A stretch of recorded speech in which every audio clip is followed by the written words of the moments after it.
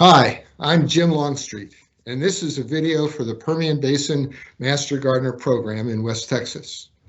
I hope to show you how to grow tomatoes successfully for maximum growth and higher yield, which in West Texas is no easy feat. We have so many challenges here, but I hope to show you ways to overcome them.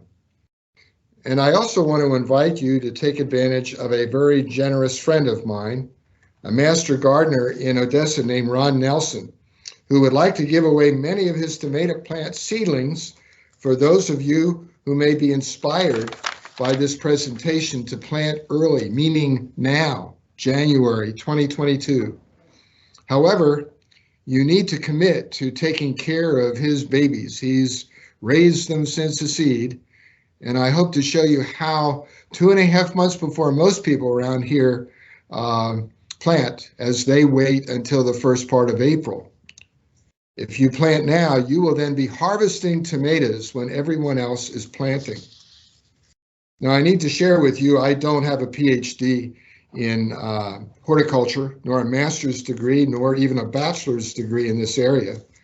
My bachelor's degree is in business administration, and my master's and doctorate are in the field of my vocation. You see, before I retired, I was a Christian pastor for over 40 years, but I did learn how to grow 20 to 25 pounds of tomatoes per plant in Midland, Texas. That's 40 to 50 juicy, sweet, ripe, delicious tomatoes, each about a ½ pound in weight. And I want to show you how to do it in this particular video. Most people in this area of the country only grow about 5 to 8 pounds per tomato plant, if even that. I think that's a shame. So I'd like to help you. So let's begin. I am told that there are horticulturalists or gardening experts who believe that we here in the Permian Basin shouldn't even try to grow tomato gardens because there are too many major problems, mostly with our weather, soil, and water. And so I have to ask you, why do you want to grow tomatoes? If motivation is 90% of any success, then what is your motivation to stay the course and to be successful in growing tomatoes? Why do you want to grow them? Unfortunately, tomatoes don't thrive on neglect. So if your motivation is casual, then so will be your yield.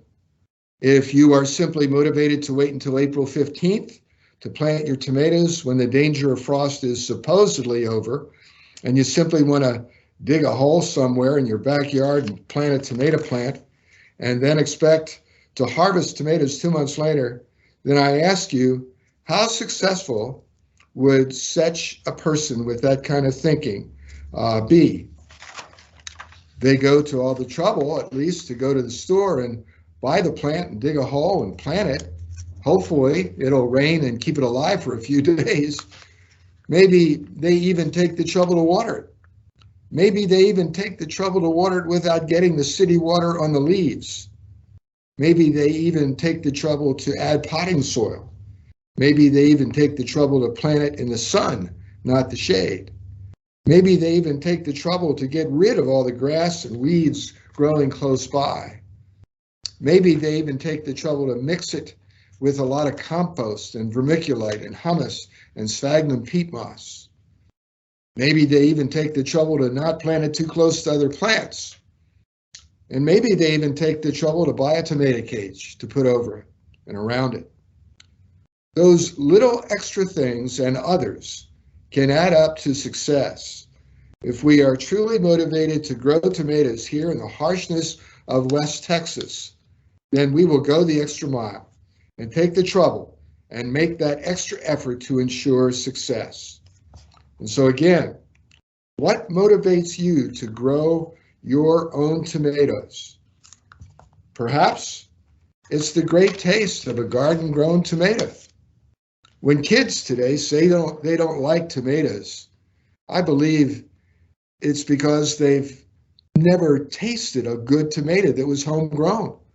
So many tomatoes sold in stores grown hydroponically with little taste, or picked green and then gassed with ethylene to turn them red faster so that they appear ripe, but often they are not ripe on the inside. They're sour. And some of our vegetables sold in the stores don't come from the safest places unless you buy organic and maybe at a farm market.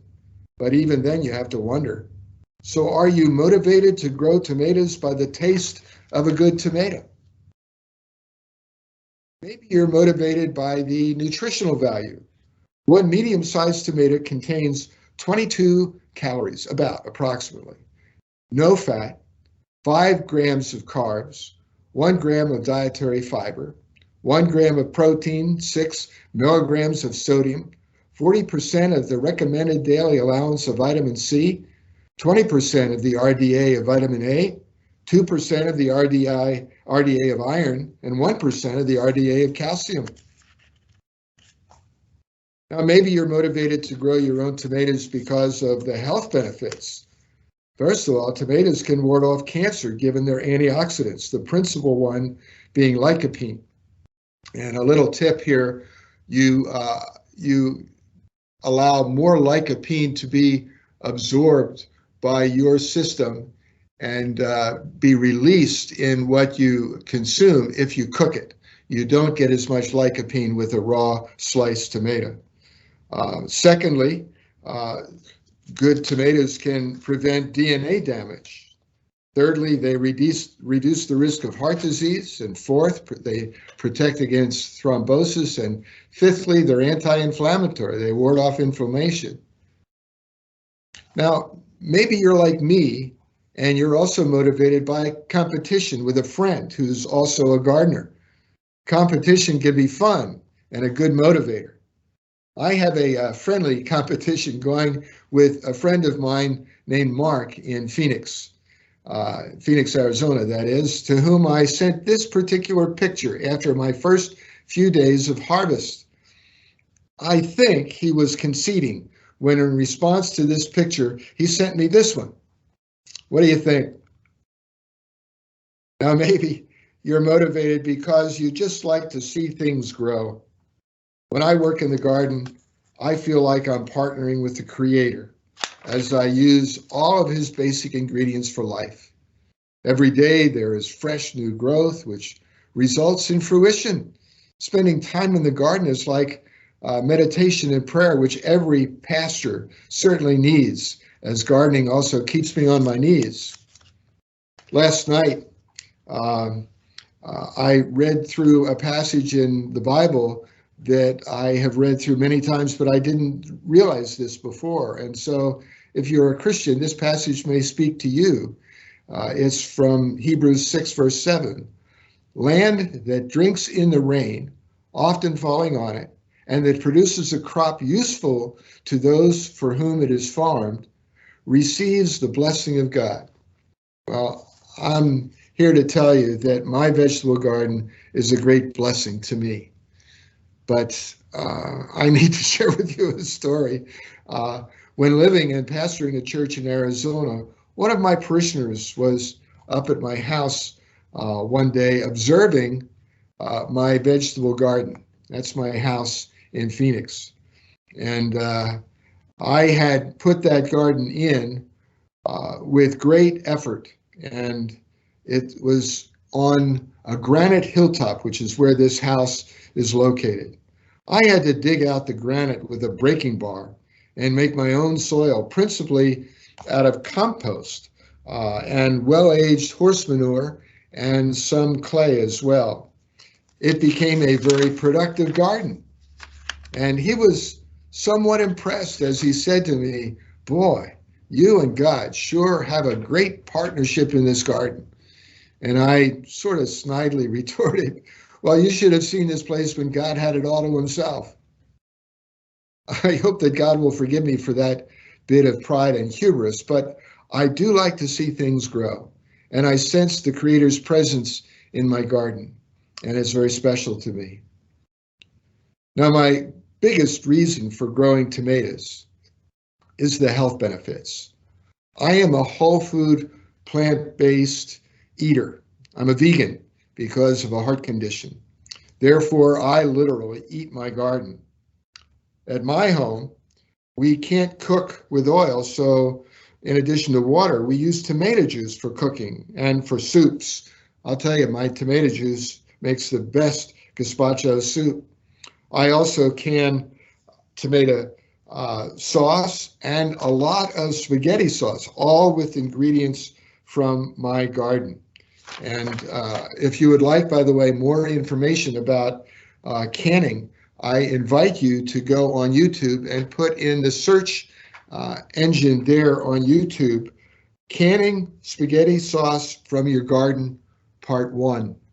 And you will see me there as the first part of a presentation on canning. I can about 150 quarts of spaghetti sauce every year, in addition to juice and just plain tomato sauce.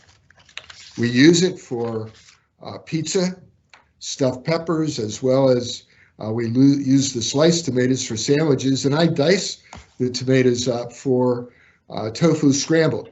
I no longer use Amy's, which is in this picture, but I make my own tofu scrambled now. And it's really tasty and beneficial for my health. In fact, I'm off all my medications with the doctor's okay, because this whole food plant-based diet has eliminated both my high blood pressure and my cholesterol problems. If you'd like to hear my story, you can call me and I'd be pleased to tell you the success that I've had with the whole food plant-based diet for those problems. Needless to say, I'm highly motivated to succeed in having a big harvest of the healthiest food. So if you're motivated, then you will want to do far more than just buy a tomato plant, dig a hole and plant it. Growing conditions in West Texas, plus logic and simple reason, dictate that we must make a greater effort to bring about successful tomato production.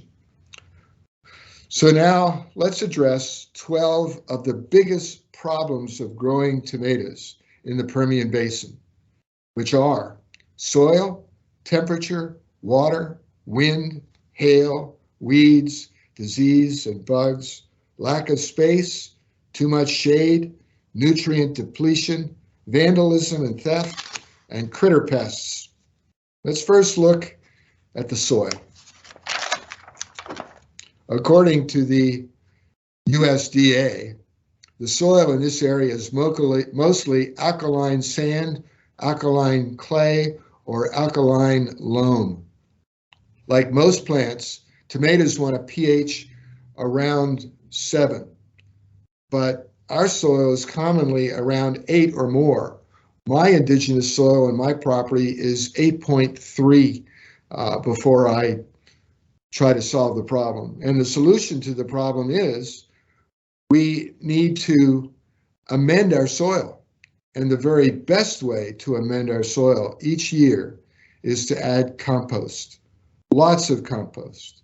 I make approximately 7 cubic yards of compost each year from leaves, grass cuttings, plant-based table scraps, wood mulch, sawdust, as well as a few hundred large but compromised Kiefer pears that birds get to before I do from my tree. Consequently, my garden soil is a dark loam in which my plants seem to thrive. Sadly, many people today buy a $5 tomato plant and they plant it in a $1 hole and they expect it to thrive. It would be far better to put a $1 plant in a $5 hole. In other words, invest in the soil. Feed the soil, not just the plant. If we feed our soil, then the plants will get the nutrients they need and they'll flourish. Therefore, if you don't have one already, I recommend starting a compost. Take one of the Master Gardener classes on composting to learn about the best techniques and the chemistry of composting. If you already have a compost, then consider doubling your effort. The more the better. It's a great way to recycle not only your grass and leaves and unsalted table scraps and sawdust, but also your neighbors if they're willing to contribute to your cause. Some of my neighbors do contribute to my composts with my encouragement and gratitude, which I express, of course, by giving them some of my delicious tomatoes. In fact, I'm the neighborhood depository. If their grass isn't fed with weed and feed and doesn't have any chemicals on it, I want it. Now, a question about the soil remains. Do I choose to make a garden at the same level or height as my yard using my yard soil, or do I increase the level?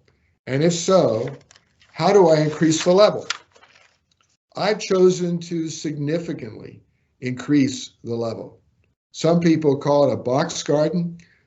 Some people call it raised beds. If you have a lot of room, you can use concrete blocks or bricks or stone or hay bales or railroad ties. Now, I don't have a lot of room, so I don't want to take up space with wide, bulky barriers. So I use wood that is 2 inches wide. I recommend at least 2x6 wood. That's how I started. However, I now use 2x12s. I've built the soil up and up higher and higher to 15 inches using finished compost that I've made. And since I made it with my own material, I know it does not contain dangerous chemicals like herbicides or pesticides. Now, I do not recommend regular wood because that will attract termites and it will decompose. Instead, I recommend treated wood, which I cover with plastic on the inside surface. We don't want those dangerous chemicals from the treated wood moving into the garden. So I create a barrier. I simply cut a piece of plastic a little more than the width of the wood, staple it to the top of the wood, and cover the top with a 1x2, also known as a furring strip, which I screw to the top of the treated wood. The soil will hold the plastic in place. So for a 2x6, the plastic width would be 6 inches plus 2 to go over the top, where I staple it, plus another inch to go further below the treated wood. For a 2x12, it would mean a width of 12 inches plus 2 plus 1, or 13 inches. I do not recommend fastening the forms with nails, but use instead deck screws. And I fill the wood forms with soil, half of which is compost, newly made within the last couple of years. Another way that I garden and control the pH and the quality of my soil is by using a few containers like large Mexican pots, like 55-gallon drums, which have been cut in half. Almost 3/4 of all the material used for soil in the containers comes out of my compost within the last 2 years. And as a result, there is very little chance of pests like nematodes finding their way into my pots. Now, a third problem, temperature.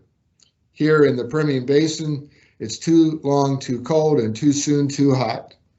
April 15th is usually regarded as a safe time to plant tomatoes because there usually are not any more frosty mornings after that date, which might freeze and kill my plants. So says the almanac. The next date that you have to be concerned about is approximately June 15th, when the consecutive daily temperatures go above 90 degrees for a high and above 70 degrees for a low.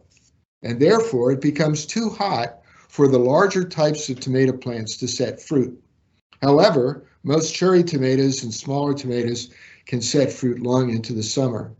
But after that date in mid-June, the plants usually won't start setting fruit again until the fall, if they survive until then. That means there are only 2 spring months to set fruit on your plants, which is a very short time to ensure a decent harvest if you wait until April 15th to plant. And by the way, 3 years ago, mid-June came the first part of May, and most people had no success at all with tomato plants. So therefore, many people give up after only one season after investing so much effort in getting the plants and in preparing the soil with only meager results. If only they had gone that second mile and made the effort and planted a little earlier. But then, of course, you risk the killer frost and starting all over again. So the solution to the short fruit bearing season due to temperature restrictions is to plant early with a way to protect the plants from freezing. By so doing, you lengthen the growing season and increase your yield. So today I want to offer strategies that I've successfully used to accomplish this, along with some general recommendations. First, I confess I'm a bit extreme. I plant my own seeds indoors in 4-inch plastic pots. I usually start the seeds on or about December 7th, and when they begin to pop up, I have a fan there on continuously. Otherwise, know this, they grow tall and spindly, fall over and die. So be sure to use a fan. Then I usually put the plants in my garden in early February with a time-proven plan. I prepare the soil in my garden in January, and I try to warm the soil in late January by covering it at night with a plastic tarp and exposing it to the warming sun during the day. My plants are at least 12 inches high when I plant them in the garden, and I use one of these 4 shovels for planting my tomatoes. Can you guess which one? Well, that's not my evil twin. This is 2 pictures sort of pasted together. I don't use the 2 shovels on the right nor the one on the left. I want a deep, narrow hole, and so I use that post hole digger. It gives me a 12-inch deep hole, and I surround the transplant, the root ball, with good potting soil, and I always bury about 2/3 to 3/4 of the stem. Companies like Bonnie, who raise and sell plants in our area, also recommend this on their website. They suggest 2/3 to 3/4 depth for the stem to be underground. The tomato plants will then sprout roots from the stem, and you give them an opportunity then in the colder months, the winter months, to make a good root system so that they can really grow when the warmer weather comes. They, like other nightshade family members, potatoes, grow out from the stem, so you don't need to worry about killing the plant like you would a pepper plant, where you need to be concerned about the level of the soil on the stem. You'll create a better, deeper, larger root system to feed the plant.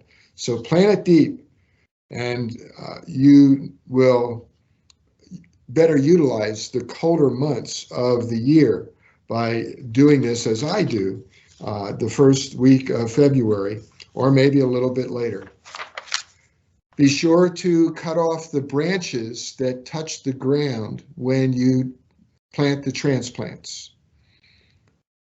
That's very important. If you don't, the branches that touch the ground can allow a highway of disease to go from the ground into the plant, and you can poison the plant. So cut off those branches that touch the ground when you're transplanting. Now, let me make an exception to this way of doing it. If your garden soil is not at least 10 inches deep, then I would encourage a different way. If you know that your soil is pretty shallow, like if you only have built up about 6 inches, or if you're going with a ground level garden where your rototiller is only tilling down about 6 inches, then I suggest digging trenches about 6 inches deep, wherein you lay the pot-shaped root transplant on its side and let the stem go horizontally for a foot or 2 as you gradually bend it vertically. This gives more stem a chance to grow, and it will give it the opportunity to grow additional roots in good soil and make a larger root system and a healthier plant. But in shallow soil, you'll need to space your tomato plants further apart, at least 4 feet. And again, be sure to clip off the lower leaves that touch the ground. Now, as I said, my garden soil is over 12 inches deep, so I can transplant my plants deep and vertical. And I can also put them closer together, about 2 feet. Each plant needs approximately 4 cubic feet of soil.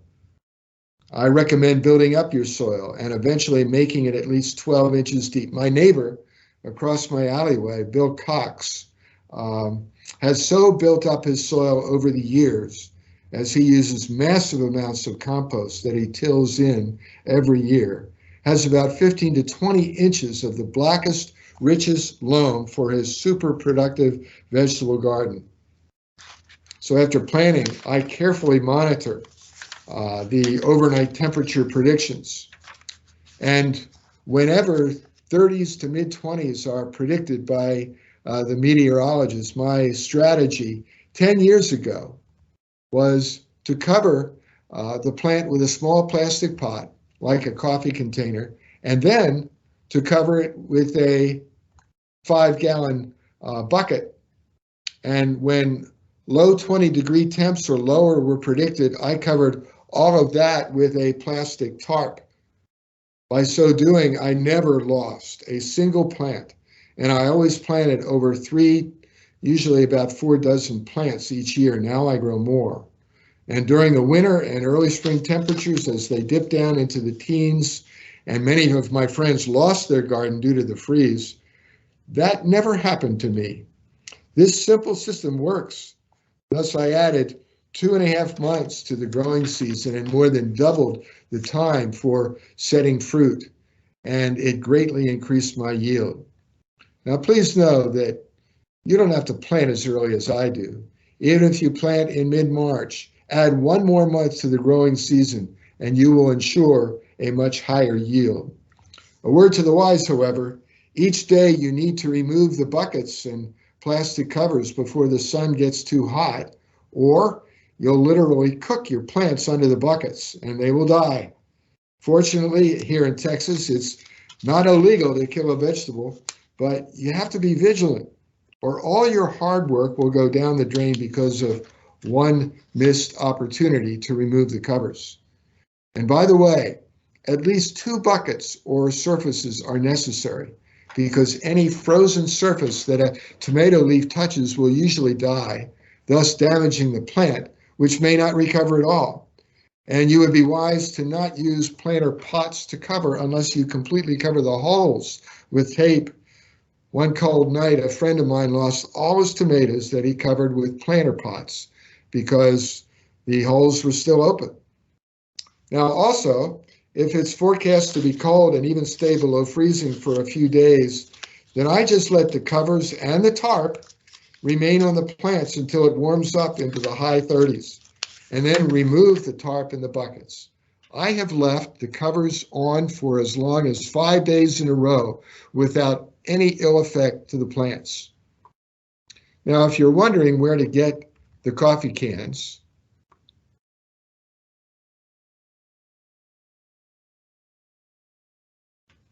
here are some suggestions.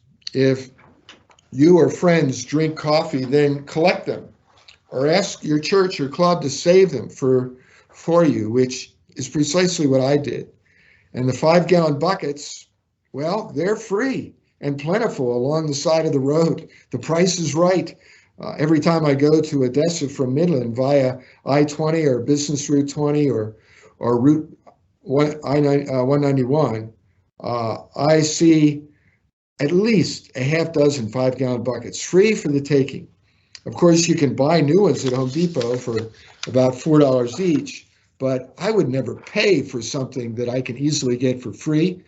So that was my successful technique or strategy about 10 years ago, which always worked well for me. Now, 9 years ago, I improved or changed my way of protecting my plants. I no longer use buckets or pails.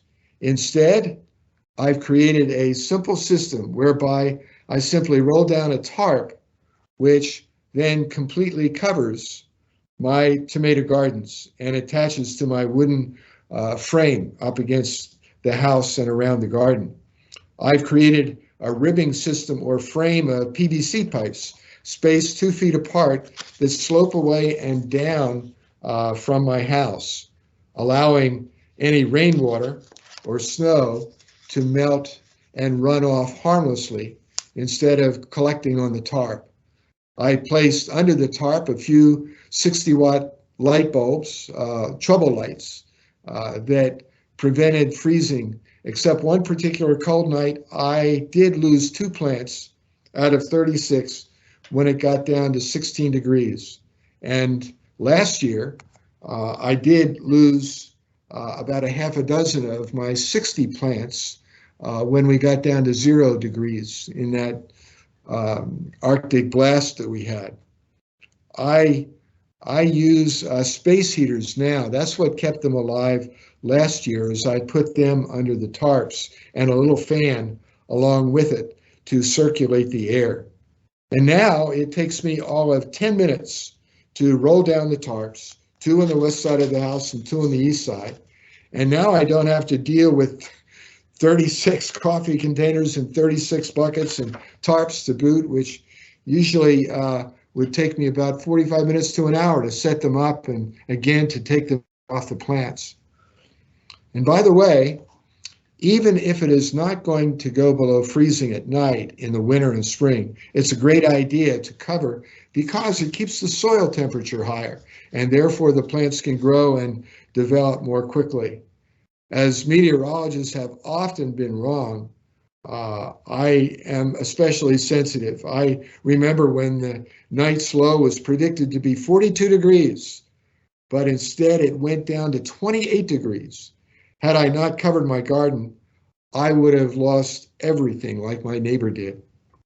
So if you want to add more time for your tomato plants to set fruit and provide a much higher yield, then plant early and protect your plants from the frost and freezing temps. Now, this is my east garden. Oops. That's my east garden. Last year, by planting early, I easily averaged well over 40 tomatoes per celebrity tomato plant, or over 20 pounds per plant, up until our November frost. And by the way, the PVC pipes that you see here, they easily are removed.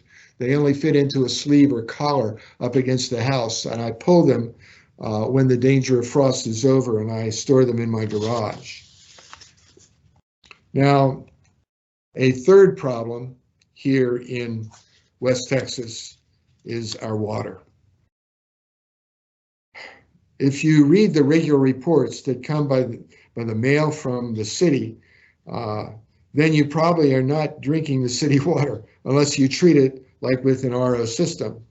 My wife Sharon and I buy treated water for drinking and for cooking. So is the city water good for plants? Not really. With all the additives and contaminants, especially chlorine, lead, fluoride, and sodium, and even arsenic and selenium, our water quality leaves a lot to be desired. All of that builds up in the soil if you're watering your garden with it, especially the sodium or the salt. And it's not recommended that you allow city water to get on the leaves of your plants by sprinkling or by watering with a handheld hose. Those chemicals do not help the leaves of your plants at all. Quite the contrary. They usually sicken the plants or kill them.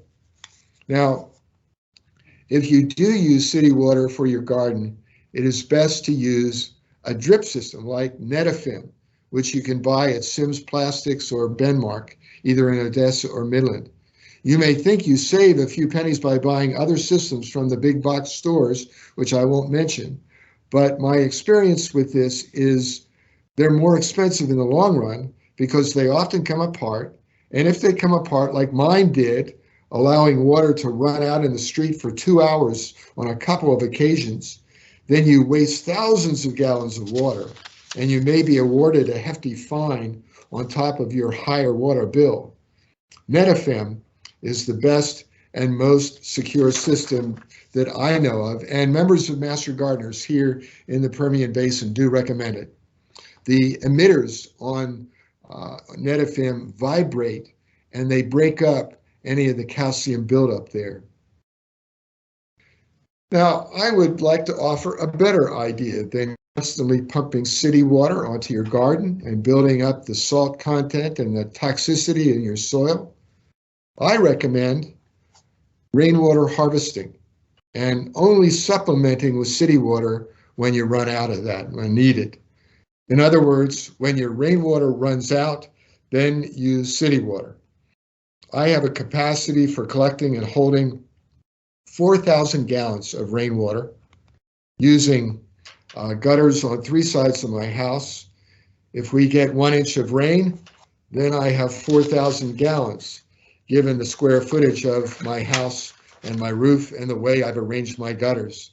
I especially recommend rainwater for seedlings and newly moved plants. For the first month of growing my seedlings, I only use rainwater. And for at least the first week after I transplant them in the garden, I only use rainwater. Now, a simple way to collect water without gutters is to place a container below a valley on your roof, like a 30-gallon plastic trash container. Be sure to use something like mosquito dunks once a month in your tank so you don't breed those mosquitoes. Chemically, that product is BTI. I think that means Bacillus thuringiensis israelensis, which is a bacteria that kills the mosquito larvae. Now, instead, some people do use a little bit of vegetable oil on the top of their tanks. Some people use liquid dish soap, 1 tablespoon once a week or after each storm. Now, I believe rainwater harvesting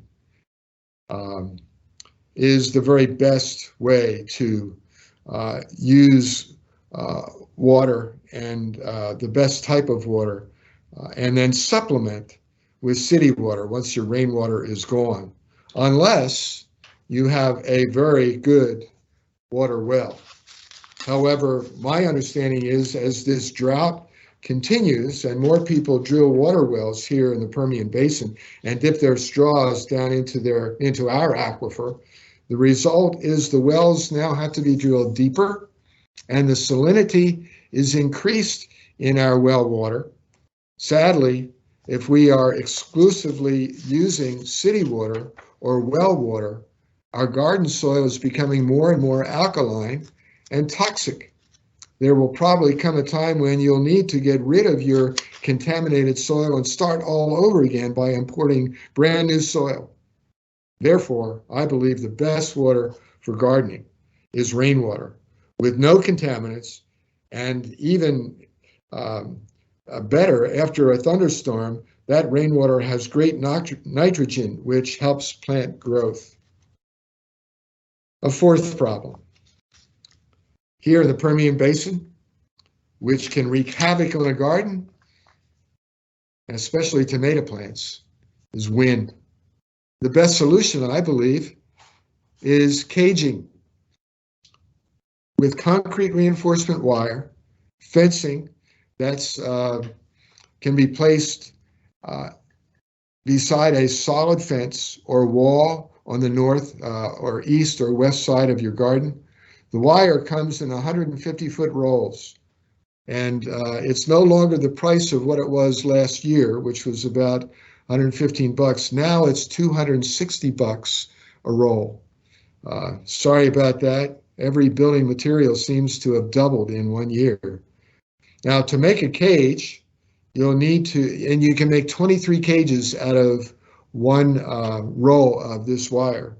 But to make a cage, you'll need bolt cutters to cut the wire and leather gloves so you don't cut your hands on the wire, and vice grips in order to bend it. To make a cage 2 feet wide, which is what you want, cut the wire in 6-foot lengths and bend the cut wire around the vertical posts to hold it together. It is very simple, but it takes a little bit of effort to wrestle it into shape. When you position your cages in the garden, be sure that you already have planted your tomato plants and set in place your drip system. You don't want to do that after you put the cages in. Also, be sure to support or anchor your cage somehow, either with stakes or by tying the cage to a fence, or possibly by tying the contiguous cages together, which I do when I'm not up against a wall or a fence, but I'm in like this area that you see on the picture, which is a fenced-in area. They're 2 feet apart there for the plants. And so when a wooden fence is right by the plant, I fasten the cage to the fence. And I find that if you have a northern fence by the garden, then that is a great place to have a row of tomatoes, because the 7-foot-high plants will not be blocking the sunlight for any plants north of them, because that's the end of your garden. Likewise, a row of tomatoes next to the house is a good place, because the plants will not be shading other plants. Thus, my plants and their cages are mostly on the north side of my garden, as well as beside my house on the beside the east-west walls. The fences, the house, and the cages all work together to protect my tomatoes from the wind. Now, here are a few recommendations or tips that I follow when using cages. First of all, I always wait until my plants are about 2 to 2.5 feet tall before using the cages, especially in the area when I have the rollout plastic covers, which are only about 3 feet over the plants. I want to wait until the danger of frost is over before I put the cages on. That should be obvious. That way I can cover the smaller, younger plants with my 3-foot-high roll-down cover. Now, I initially stake my tomatoes with a 3-foot-high bamboo stake or some other form of stake. There are many different types.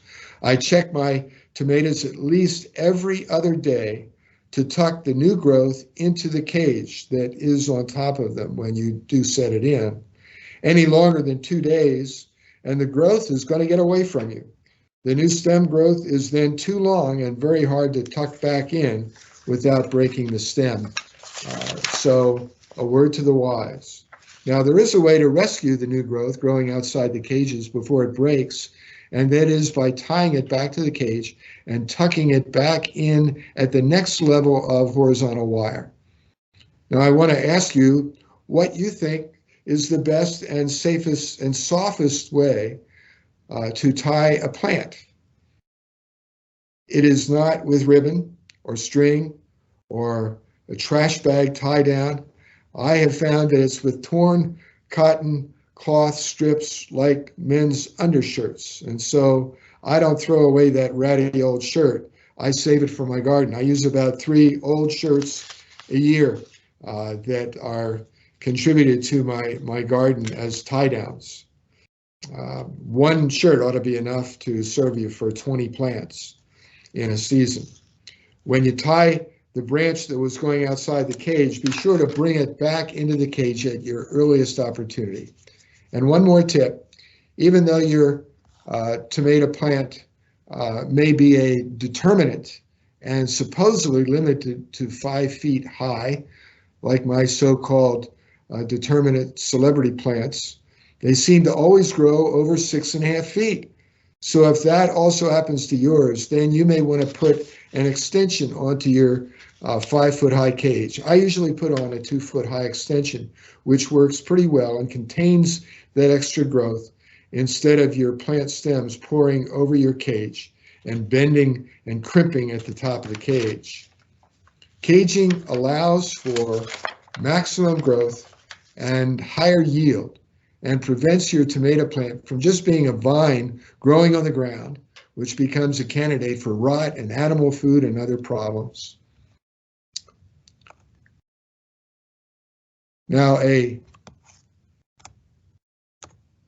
5th problem here in the Permian Basin is hail. It's a big problem in West Texas. Almost every other year, we get a significant hailstorm. In my early years in Midland, there were 2 devastating hailstorms. They just shredded my garden. Not only were the tomatoes seriously injured or killed, but the plants themselves were seriously injured. So not wanting 3 strikes against me with a 3rd year of a crippled tomato crop, I devised what I call my tomato trampolines, my hail trampolines. I use shade cloth and I stretch it out over chain link fence rails, and I use braided nylon fishing line to attach the cloth to the rails. And it's held in place, you can see, with vertical rails about 7 to 8 feet high over my tomato gardens. It has been tested even on big size hail. We're talking golf ball size hail, and it functions very well like a trampoline with the hail simply bouncing off the sloping cloth. The shade cloth actually serves 3 other functions in addition to hail protection. In the summer, it keeps the soil cooler. Secondly, it prevents the summer afternoon wilting of the tomato plants. And thirdly, it keeps the west side of my house from getting so hot, which keeps the expense of air conditioning lower. And one final benefit of putting up the shade cloth, it served as a frame for stretching and holding up a plastic cover, which has served as a greenhouse all winter long. And the plants on freezing nights never touch the plastic above the shade cloth, and consequently the leaves that go all the way up to the ceiling never died but stayed healthy. I'll share more about this greenhouse a little later in this talk. Now a 6th problem in growing tomatoes, it's a challenge, are the weeds. They can rob your plants of nutrients or worse.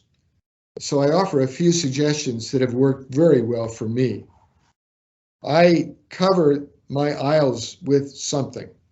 I've successfully used layers of newspaper, about 10 ply, or cardboard covered with leaves. Be sure to wet it down, or so that it becomes a mat that practically attaches itself to the soil. Of course, the problem occasionally in West Texas is the wind, which can send all my leaves into my neighbor's yard, and that happened one time. You don't want that to happen. So since I have such little garden space, about 700 square feet now that I use, I want to maximize what little I have. So my aisles are now only 1 foot wide, as I use 12-inch by 12-inch by 2-inch concrete slabs, which don't compress the soil too badly. I have no weeds in my aisles, consequently. To keep the weeds to a minimum in my beds, every month I spread 2 to 4 more inches of mostly finished, not totally, but mostly finished compost from my compost bins, in which the leaves are usually blackened, and this compost mulch is very light and fluffy. Weeds don't seem to want to grow up through it. Not only do I get very few weeds, but by doing this, my soil stays moist longer in the summer, and the soil temps stay considerably lower. In about a month, it becomes finished compost, and it's time to spread another 2 to 4 inches of mostly finished compost. So in this way, you avoid those nasty weeds, you add nutrients to the soil, and you keep it cooler and more moist. It's a great practice, and I heartily recommend it. Now, a 7th problem that we have here in West Texas for growing tomatoes is disease and insect pests. An important choice we need to make right at the beginning is what kind of tomato we want to grow. Picking a type of tomato that is resistant to wilt and rot and viruses and nematodes is very important in this region of the country. So I would recommend 2 types of tomatoes for the Permian Basin. Celebrity, which I show in front of you now with this slide, And you see the resistances to diseases and nematodes. And the second one, developed by Texas A&M, is the Tycoon. Now, in my book, both types are superstars, even though Texas A&M AgriLife Research has chosen Tycoons as its only designated superstar tomato. I have grown both, and I get a better yield, much better, from Celebrity, but both are head and shoulders above any other variety of which I am aware. They both continue to pollinate and set fruit long after the others quit, the other types. Now, I've yet to try the Phoenix tomato, but I've heard mixed reviews about that one. Now, you can grow just about any kind of cherry tomato and smaller tomato, but among the larger tomato fruits, the tomato plants that yield the larger fruit, the two best for this area are definitely Celebrity and Tycoon. Now, some of you may want to grow heirlooms, remembering, hopefully, that they have no resistances to disease or nematodes, and you're probably, before the end of the growing season, going to have a problem with a disease or with nematodes. That's why I recommend the Celebrity and the Tycoon. Now, I do deal with pests in gentle ways because I want to maintain an organic garden, which means no harsh chemicals. The most harsh ones I use against pests are insecticidal soap and neem oil whenever I see any clusters of eggs growing on the underside of leaves. As I spray it on, I'm basically suffocating the attached critters who breathe through their skin and therefore stop breathing because of this spray, and they die. But I want to offer you some additional and better ways to deal with pests that attack tomatoes, and that is through companion plants. The first one I recommend is marigolds, specifically dwarf French marigolds. Studies have shown that the roots of these plants attract nematodes, and when the nematode worms nibble on these roots, they ingest a poison, which pretty much ends their life cycle. Even though I only grow hybrid tomatoes that resist nematodes, that doesn't mean that all the plants are completely successful in their resistance efforts. Each year, I usually grow 60 tomato plants to fruit-bearing size, and I usually have one that suffers from nematodes. I grow my own French marigolds so that I have at least 2 to 3 plants to go with every tomato plant. So I usually grow about 150 French marigolds. Now this is important. I'm basically trying to keep the nematode population down, and therefore my orchestrated attrition attempt is not so much for this year as it is for next year's population, because I'm growing the marigolds even after the tomatoes may be gone and out of my garden. All of my marigolds have a cumulative effect that year by year keep the nematodes from overwhelming my garden. If you don't have nematodes now in your garden, congratulations, but it's very likely that you will get them soon, which doesn't mean that you have to pack up and move, as I heard Bill Rutter suggest one time, who is a great gardener. What it does mean is that you should only have plants that resist nematodes and use French marigolds. A lot of them keep the population in check. Now, another companion plant is one of the 3 members of the allium family, either onions or garlic or chives. Studies have shown that they produce an odor that repels plant pests, especially spider mites. You can look it up on the Cornell University's home garden website. I have onions near most of my tomatoes, and I've never had a spider mite problem, except on those plants that are not near the onions. This year, I'm planning on using a lot more chives in areas that are not companioned with onions. And I just learned of another companion plant for tomatoes, and that's basil. I just learned about this. Apparently, basil repels hornworms, and this year I'm going to grow a lot of basil around my tomatoes and see if that's true. One of my tomato gardens will remain basil-free, so I'll test this theory, and I'll let you know next year. Now, if you just want a few tomatoes of some exotic or non-resistant heirloom variety, or one that you used to grow back where you are from, where you moved from, then choose another tomato type, but you will most likely not get the 20 or 30 pound yield that you will get with a celebrity or a tycoon. Problem number 8, lack of space for a garden. An 8th problem that a number of people have, and I sort of have for a garden, is lack of space. I would encourage you to look again at your yard and your available space. I believe you probably have more than you thought. I have a very well-shaded backyard, and I don't want to get the neighbors upset, so I don't have my vegetable garden in my front yard. I'm limited to my side yards, with only 8 feet on my west side and 10 feet on my east side. So the side yards have become my gardens, and I use every square inch of that available space. With my western neighbor's permission, my garden goes all the way to his property with the agreement, the covenant, the contract that I keep his side yard mowed, which gives me access to my garden. Now, on the east side, that's my west side, and I'm grateful for my neighbor's permission.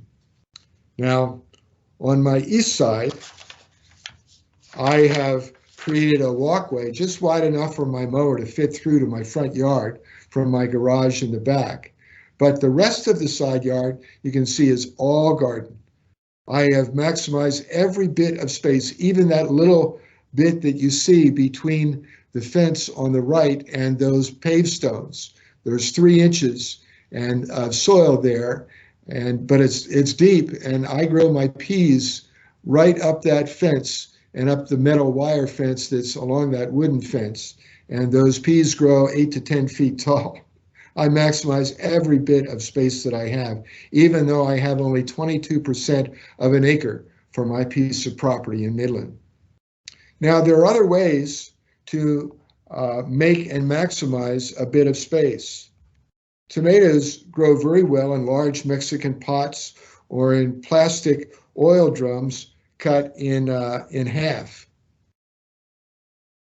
I'm sure that you have more space than you think. If you just look at it again and think how you might maximize every square inch, I'm sure that you can discover more areas where you can, if not have a box garden, you can have a pot garden. And by that, I mean a container garden. Now, there's a 9th problem that we have, and I have it, and that's shady space. It's not sunny enough. Here's my backyard. Do you see the problem? Now, here is an aerial view of my property. Do you see the shade, all the shade? That's a huge problem for me in not having enough sunny space, or at least I thought I didn't. But I don't know how many times I've heard professional gardeners say you need a full day's sunlight to grow tomatoes. Well, I'm sorry, but I have to disagree with the pros. I have only a half day's sunlight on either side of my house, and my tomatoes are very healthy and yield at least as much as anybody I know. Over 40 big tomatoes from each plant, over 20 pounds per plant, not counting my extended fall or winter season, with usually about 12 surviving tomato plants who have a good yield in the fall.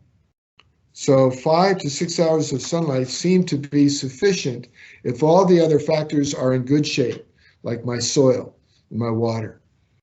Now, for more sunlight, I did obtain my eastern neighbor's permission to trim their tree, which gives me another 2 hours of full sun on that side of my house for that garden.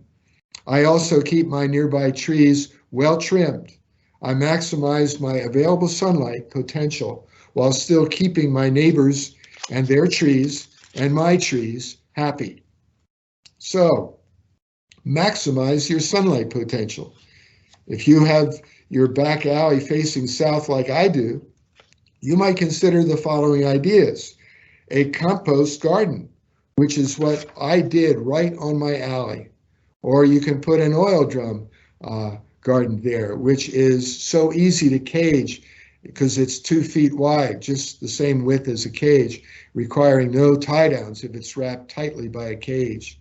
So find your good light and maximize what you have. I think there's a good sermon there somewhere. And if need be, then make some good sunny space yourself. It may mean trimming trees and bushes to accomplish that. There's my backyard alley tomato garden. And there was a southwestern corner of my house where I put some of those drums, and they yielded really well. Okay, there's a 10th problem that we have here in the Permian Basin, especially with tomato gardening, and it's the depletion of nutrients in the soil. Tomatoes are one of the biggest users of soil nutrients, along with other nightshade plant family members like potatoes and eggplants and peppers. Therefore, the experts recommend that you don't plant tomatoes or other nightshade plants in the same place as the year before, even if you do top off your soil at the end of the year with 3 to 5 inches of compost. They recommend crop rotation. Well, I'm different. Since I have particular best places for my rows of tomatoes because of wind and shade, I therefore do want to go back to the same spots to plant my tomatoes. So I've come up with another strategy or tactic, which is soil rotation. I completely shovel away all the soil where I plant tomatoes each year, and then I move in brand new finished compost with other soil, half and half. I dig trenches 2 feet wide, 12 inches deep, and I move all of the old soil out and onto other parts of my garden. And I move in new soil. Of course, it requires making a lot of compost every year and enjoying a little bit of that shoveling exercise. That's my workout. That's my cardiovascular. As I said, I figure I make over 7 cubic yards of compost every year. It's enough, and it works well, especially in growing tomatoes.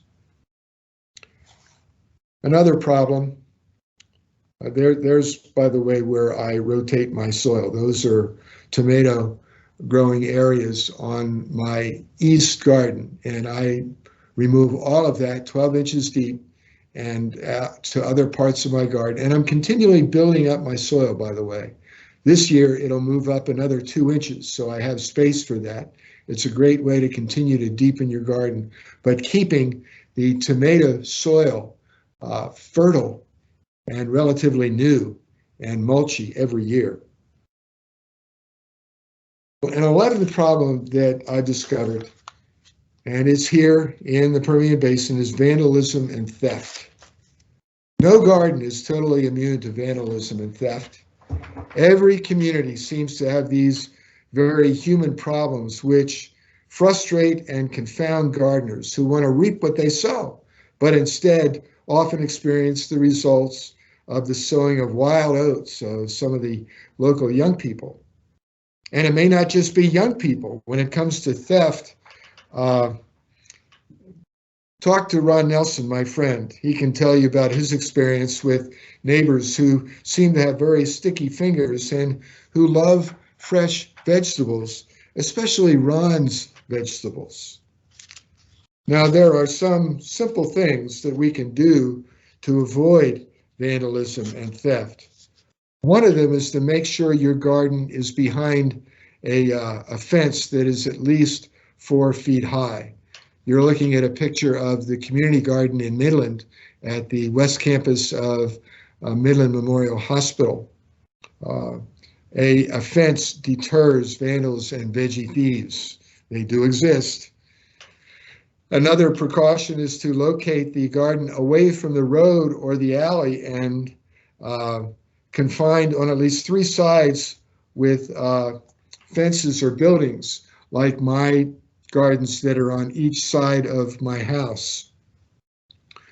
People are not inclined to walk back in here because there's only one way in and one way out. Now, somebody too may be watching out a window, and there are windows facing this way, so that helps. Now, a third deterrent is to erect or post signs that make it clear that there will be consequences for theft and vandalism, and which hopefully make more than an idle threat like this one. Many people post signs that make a nice appeal, but I fear that vandals and thieves will not be inclined to listen to reason. So I've learned a few things not to do, and I have learned to not have my tomatoes right up against a road or an alley, because easy access only seems to invite vandalism and theft. This is a shot of my alley. That blue tank on the left is my property down the alleyway, but here is gray paint that was sprayed onto my neighbor's apartment, and I'm sure they were kids. They kept coming, and I had 8 tomato plants that were growing on top of an area that had been compost, and they painted with that silver gray paint all of the tomatoes on those 8 plants. Guess what happened? All the tomato plants died, and they also stole my compost thermometer. I've learned that gating also does help. Put a gate on it so that people aren't going to use your property as a throughway from the street to the alleyway. Make it difficult for people to get into your garden. There's no good reason to make it easy for them. However, some of you who are master gardeners in the Permian Basin will remember a past president of master gardeners, a friend of mine, a fishing buddy too, named Frank Wells, who did grow part of his vegetable garden right next to his alley. But his gardening philosophy included an attrition which expected drive-by neighbors to pick and enjoy those low-hanging fruit that were easy and accessible. However, I don't share Frank's philosophy, and I don't want to invite people to think that my garden is fair game. I do share my garden, but I want to control the sharing. Now, a 12th problem is critter pests. Birds and squirrels are my worst critter pests when it comes to tomatoes. The birds are attracted to a ripe, bright red tomato and will start pecking away at it for food and for drink, as they have and are doing with this tomato right here. The solution is very simple. Pick tomatoes when they are just shy of being ripe, when they're still yellow or orange. They already have all the flavor and all the chemicals in them that they need when they ripen in a few days. And they do not lose any flavor as they finish ripening on your shelf inside the house. Doesn't need to be a sunny shelf. It shouldn't be a sunny shelf. Now, only when prematurely ripened with ethylene, like ones you buy in the store, do they taste like cardboard. So pick your tomatoes a couple days early and deprive your neighborhood birds of your delicious and well-earned tomatoes. Deprive the birds. Now, squirrels are another problem. Not only do they eat tomatoes, but they also love to steal the cloth ties that you may use to tie up your plant, like I do. I remember a few years ago looking up into my large oak tree. I have a big live oak tree in my backyard, and I saw squirrels' nests loaded with my undershirt tie downs. The nest looked white with all the cotton material hanging from it. The squirrels also will bite into your drip system during droughts for a drink, causing about a $4 repair job every time they do it. Thus, I've been at war with my pesky neighborhood fuzzy-tailed rodents. I've been at war with them for years. Now, the best squirrel solution I know is to trap them. I have a dozen well-placed traps, box traps, that I use, and I eliminate about 3 squirrels per week. They work very well, especially baited with pecans. I just crack out a small piece of the shell to leave the fruit of the nut exposed inside so it can be smelled and attract a squirrel. And I've also learned that you need to put the traps up in a tree. Don't try to catch the squirrels on the ground. It doesn't work. I've never caught one on the ground, but when placed on a small platform in a tree, they're quite effective. Or they work on a fence too, as the one on the first one on the right does in the picture. Well, I have to tell you a story at this point. It's now gardening lore. A man was disgusted with his garden and with his neighborhood squirrel population because of their invasion. So he decided to trap them. But being a kind-hearted sort, he transported them a few miles outside of town in his box traps, and he released them. But as soon as he returned home, he would see more squirrels, and he was absolutely convinced that the squirrels beat him home. So in order to test his theory, the next few squirrels he caught and took outside of town, he spray painted their tails blaze orange. And he never did see a blaze orange squirrel tail around his house. However, the farmers just outside of town are convinced that they have discovered a new species of squirrel. I understand that's a true story. Now, I won't tell you precisely what I do with my trapped squirrels, but I can say this, that if C.S. Lewis is correct and there are squirrels in heaven, then I know that I need to die with my tennis shoes on, because I need to hit the ground running. I'm going to have about 3,000 squirrels chasing me. Now, another pest that we have here in Midland is the rabbit.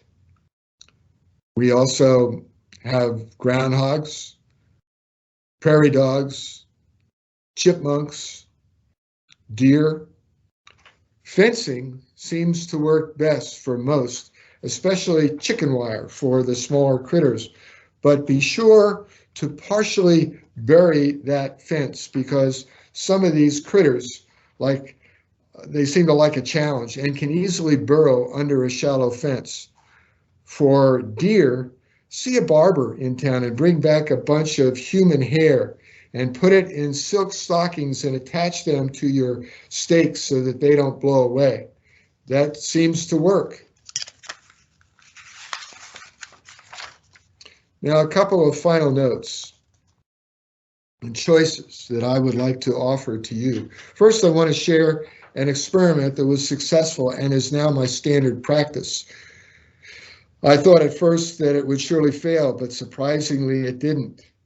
9 years ago, before the first frost, I wanted to see if I could extend my growing season by covering my west garden with $25 worth of Walmart clear plastic. It was a sheet that was 20 feet by 30 feet of clear plastic with a 4 mil thickness, which, once cut up and attached to a simple wooden frame, covers an area for me of 8 feet by 8 feet by 16 feet.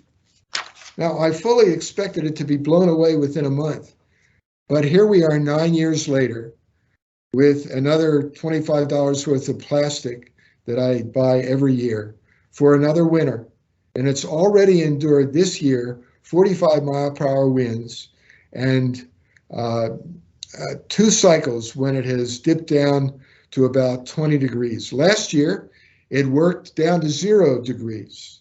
And I'll tell you how I do it.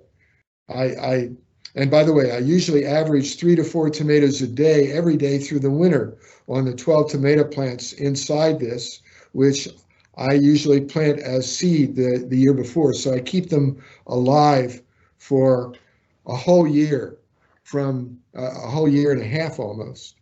Now, I do have a little space heater in there, which works just fine, as well as a second one, which is on a separate cord, so I can control the heat if it gets bitter cold and windy. And I run each of the cords through a circuit breaker strip for safety.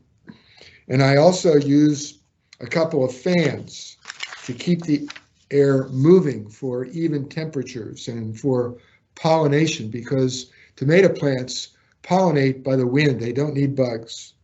I also want to move the air to prevent mold and for quickly flushing out warming air.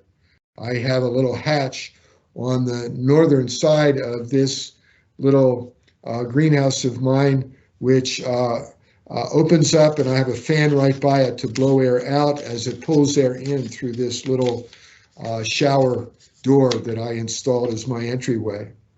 And I closely monitor the temperature with a thermometer that has its outside reader in the center of my Walmart plastic house and the digital temperature reader inside my house on my dresser by my bed. I try to keep the temp from 45 to 75 degrees in the wintertime, but it's relatively safe at any temp from 32 degrees to 90 degrees inside. I can sleep with confidence, and I did even when we got down to 0 degrees. And the plants seem to thrive in my garden. But beware, if you do something similar, you need to open the greenhouse, even in the wintertime in the afternoons, on sunny days, or you can cook your plants. It can be 25 degrees outside, but inside in the sunlight, that can heat up to over 100 degrees. So monitor the temps and relax and enjoy a winter garden. There's nothing like a fresh, garden fresh, tasty tomato in the middle of wintertime. Now, another idea that I offer was also an experiment that has had considerable success. It is my compost tea maker. If you know the difference that rainwater makes over city or well water, then I invite you to step up to compost tea, which is very easy to make. Here's all I did. I purchased some concrete blocks, and on them I placed a 4-foot by 4-foot piece of plywood, which I painted about 4 times with Kills, which is an acrylic-based paint, and sealers so that it will not rot when it gets wet. And then I covered it with Walmart plastic, having it go both over and under the 2x4s, which I screwed on the edges in order to hold the wire compost in place. I tilted it slightly so that the water would filter down through the compost and come out of the corner that is closest in the foreground of this picture on the right-hand side. I then inserted 4-inch PVC pipe with the holes on the bottom to help the flow of the compost tea to this downhill corner. And then I lined the compost wire on the inside with a bicycle box with the shiny side on the inside to prevent deterioration of the cardboard. You can get those boxes for free at Walmart. Just ask the manager if you can have a few, especially in the bicycle section. They've got great size boxes. Then I filled the compost with leaves and grass and all the other redeemable stuff that you put in the compost. And then I just added rainwater that I had harvested. Within a few weeks, the brown tea was pouring into my catch bucket.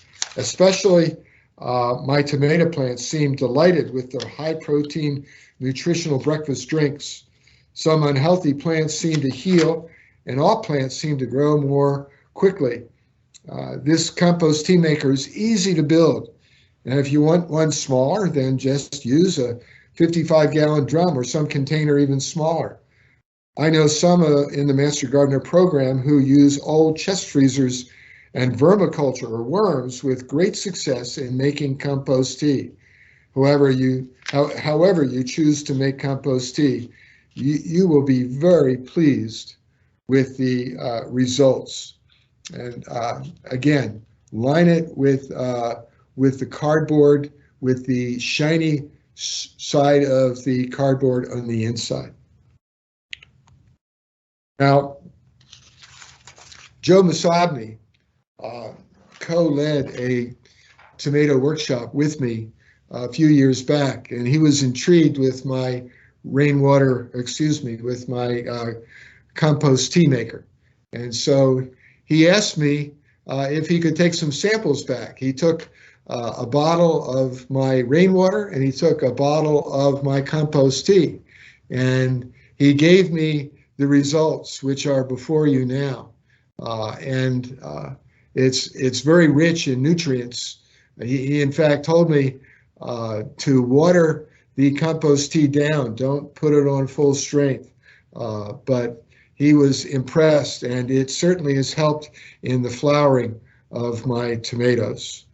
But I bring up another point which I should make before we bring this to an end, and that is that you want to be careful how much nitrogen you put on your tomato plants and not put too much. In fact, as you may understand, fertilizers, the first of three numbers on any fertilizer bag is the nitrogen content. You don't want that to be a high number if you're going to use any fertilizer on your tomato plants. Otherwise, if you have high nitrogen, it's just going to be vine, and you're not going to grow any or many tomatoes. Instead, I would encourage you to be sure to use fertilizer that has higher numbers in the second and third numbers. The second is phosphate and the third is potassium. That helps your plant put in new roots, good roots, expand the roots, and it also helps in making for a healthy period of time setting fruit, well, the flowering and the setting of fruit. So use fertilizer if you're going to use it. I use mostly compost, but use fertilizer that has higher numbers in the phosphate and potassium, the second and third numbers on the fertilizer bags. Now, if you are in Midland, you are welcome to come to my house and get a better and closer look at my garden and the various weird techniques that I employ and some of the strange structures that I have built. I encourage you to beg, borrow, and steal from my ideas because that's how I got most of them in the first place. If you come, please forgive my front yard. Like so many in Midland, I've let it go. I just keep the trees and my vegetable garden healthy.